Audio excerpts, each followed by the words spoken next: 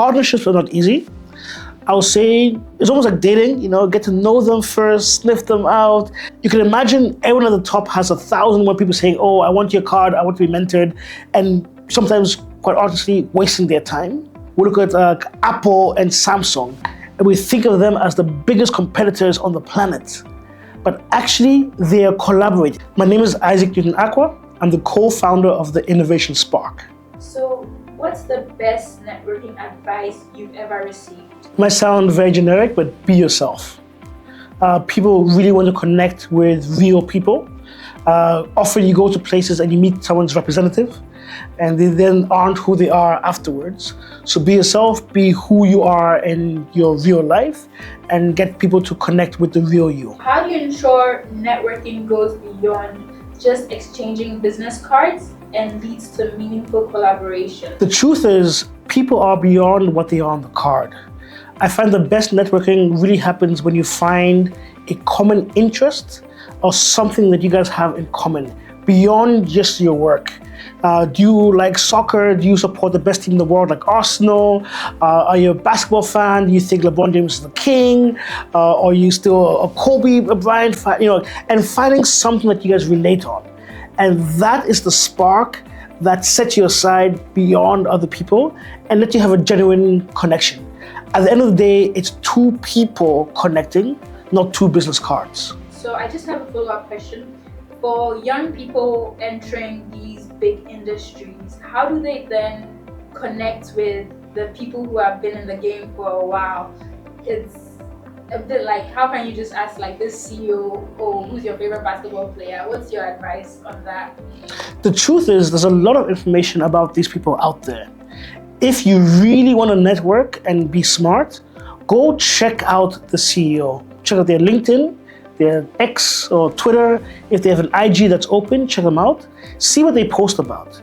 Yes, maybe you're not talking about sports and beer and stuff like that, but did they post something about AI? And oh, I really like the article about AI. It really inspired me to do something. And show that they actually have some kind of interest and you've done some homework and you know who they are. Not going there like, hey, who are you? What do you do? Oh, can I have your card? Can I be mentored straight away? Like, no.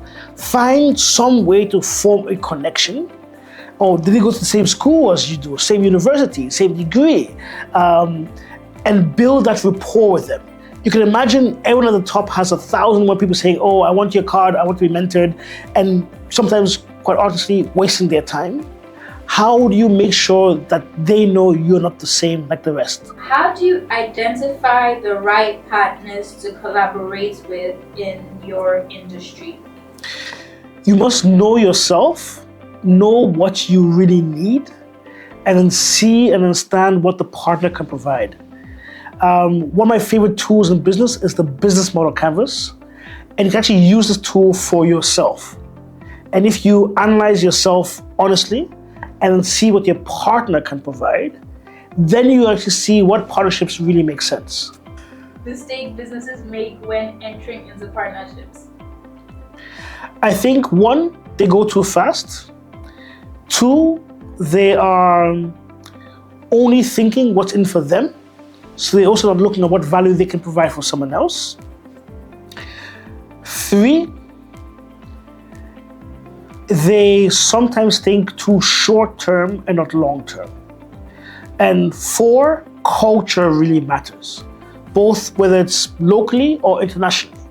And especially internationally, you have different national cultures also at play. So really understanding the other national context that's at play will really help you move forward better and stay connected. In what ways can partnerships help businesses navigate tough economic times? You're better together. What is it? 1 which is 1,000 and 2 which is 10,000. That's the economies of scale. That's multiplication or the power. I think it's the power of, right? Really, partnerships are super key. We often think of people competing, and when we look at some of these large companies, we look at Apple and Samsung, and we think of them as the biggest competitors on the planet. But actually, they are collaborating. Do you know that every iPhone is using a Samsung screen?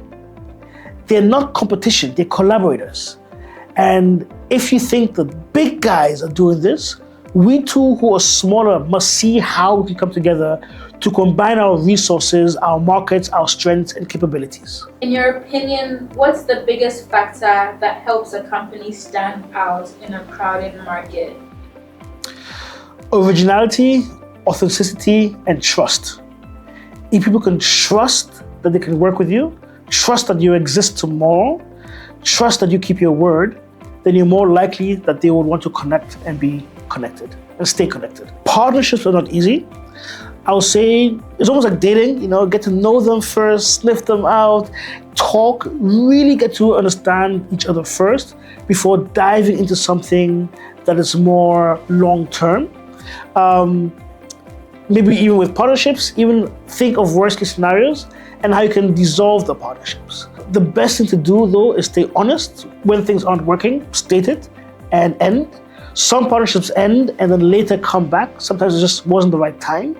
And sometimes the partnership ends, but because even in the ending it was sweet, the partners can still refer you to other people. What you don't want is to spoil your market,